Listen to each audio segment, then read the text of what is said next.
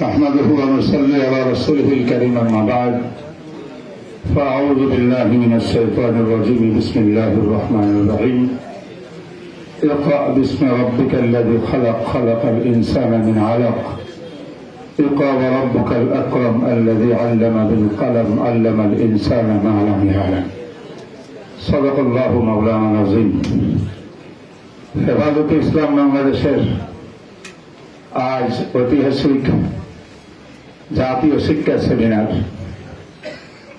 এই সেমিনারের সম্মানিত সভাপতি দিগর উলামা ইকরাম, নেতৃবৃন্দ, আমি যে আয়াতগুলো পড়েছি সব আহলে ইলম আপনারা খুব ভালো করে জানেন। বিশ্বনবী মুহাম্মদ রাসূলুল্লাহ সাল্লাল্লাহু আলাইহি ওয়াসাল্লামকে আল্লাহ পাক মুআল্লিমুল বাশার, মানব জাতির শিক্ষক হিসাবে যখন প্রেরণ করলেন, প্রথম হাদিস কোরআনের বাণী ছিল ইকরা বিসমি রাব্বিকাল্লাযী খালাক। এর অর্থ হল যারা নবী মানেন, আল্লাহ মানি, মুসলমান বলি, তাদের জন্য প্রথম শিক্ষা হল যে শিক্ষা আল্লাহর নামে শুরু হয় বিসমিল্লাহ দিয়া, সেটাই হলো মুসলমানের শিক্ষা। ঠিক, বিসমিল্লাহ ছাড়া যে শিক্ষা হয় সেটা কোনদিন মুসলমানের শিক্ষা হতে পারে না। দুই নম্বর, আল্লাহ আল্লাহই খালাক, খালেককে যে শিক্ষার দ্বারা চেনে জাতি, আমার খালেককে, মালিককে, খালেকের পরিচয়, সঠিক তাওহীদের পরিচয় যে শিক্ষার দ্বারা হয় সেই শিক্ষা হল ইসলামী শিক্ষা, মুসলমানের শিক্ষা। আর যে শিক্ষার দ্বারা খালেকের পরিচয় পাওয়া যায় না, বাঙালির পরিচয় পাওয়া যায়, সেটা কোনদিন মুসলমানের শিক্ষা হতে পারে না।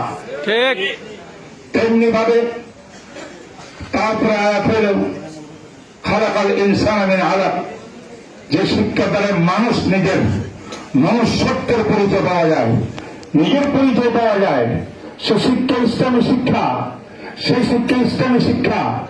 আজ আমরা দেখতেছি, কথা লম্বা করে উপায় নেই, সময় নেই, আমাদের বাংলাদেশে বারবার শিক্ষা কমিশনের মাধ্যমে একবার কুদরতে খোদার কমিশন থেকে শুরু করে এই পর্যন্ত যতবার যা কিছু হয়েছে, উলামা ইকরামের প্রতিবাদে কিছুটা সংশোধন হলেও আবার কুকুরের লয়ের যেমন 40 বছর সোজা চুঙ্গার মধ্যে রাখলে আবার বেকা হয়, আমাদের শিক্ষা কমিশনের এই চরিত্র আবার বেকা হইয়া এই জাতিকে নাস্তিক, হিন্দু, বৌদ্ধ, মূর্তি পূজারী বানাবার চক্রান্তের শিকার তারা।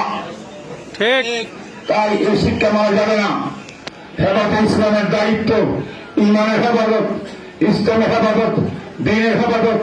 সুতরাং আমি বলব, আবেগে নয়, বিবেক দিয়া, সুচিন্তিত মত দিয়া সমস্ত বিদ্যজন ঐক্যবদ্ধভাবে একটা শরিয়া কাউন্সিল বানায়া ধাপে ধাপে সমস্ত বাতিলের মোকাবেলা করার জন্য পুরো জাতিকে উদ্বুদ্ধ করতে হবে, জাতিকে সচেতন করতে হবে,